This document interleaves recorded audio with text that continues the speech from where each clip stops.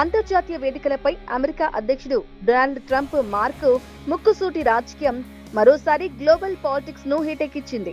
Iran వివాదానికి ముగింపు పలకాలనే వ్యూహంతో ట్రంప్ సరికొత్త ప్రతిపాదనను తెరపైకి తెచ్చారు. పలు ముస్లిం మెజార్టీ అరబ్ దేశాలు ఇజ్రాయెల్తో సంబంధాలను సాధారణ స్థితికి తెచ్చుకోవాలని, దీనిని ఒక తప్పనిసరి అభ్యర్థనగా భావించాలని ట్రంప్ గట్టిగా కోరారు.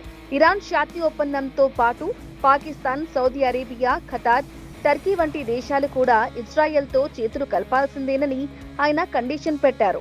దీంతో 2020లో అమెరికా మధ్యవర్తిత్వంతో ఇజ్రాయెల్, అరబ్ దేశాల మధ్య కుదిరిన చారిత్రాత్మక అబ్రహం ఒప్పందాలు మళ్లీ ప్రపంచవ్యాప్తంగా హాట్ టాపిక్ గా మారాయి. ట్రంప్ విసిరిన ఈ దౌత్యపరమైన సవాల్తో పాకిస్తాన్ కు ఊపిరాడని పరిస్థితి ఏర్పడింది.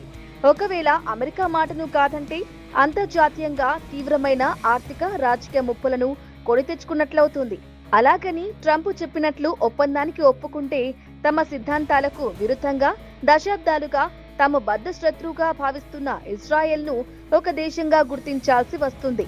అయితే పాకిస్తాన్ ఈ విషయంలో మొదటి మార్గాన్ని ఎంచుకున్నట్లు స్పష్టమవుతోంది.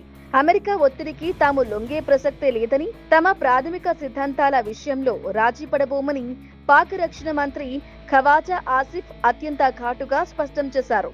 తన 78 ఏళ్ల చరిత్రలో పాకిస్తాన్ ఎన్నడూ ఇజ్రాయెల్ను ఒక స్వతంత్ర దేశంగా గుర్తించనే లేదు.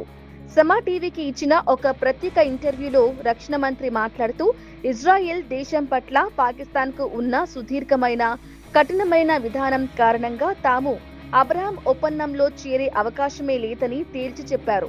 కనీసం ఒక్కరోజు సైతం నమ్మడానికి వీల్లేని వ్యక్తులతో, అంటే ఇజ్రాయెల్ పాలకులతో కలిసి తాము చర్చల వేదికపై ఎలా కూర్చోగలమని ఆయన తీవ్ర వ్యాఖ్యలు చేశారు.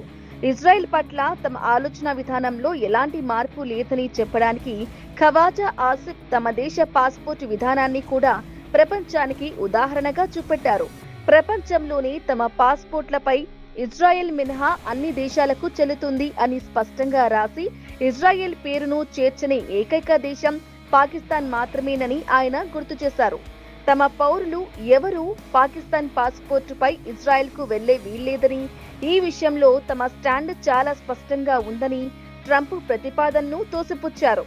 ఒకవైపు ట్రంప్ తప్పనిసరి డిమాండ్, మరోవైపు పాకిస్తాన్ సెంటిమెంట్లు మిడిల్ ఈస్ట్ రీడిజైన్ ప్రక్రియలో ఎలాంటి సంచలనాలకు దారితీస్తాయో చూడాలి.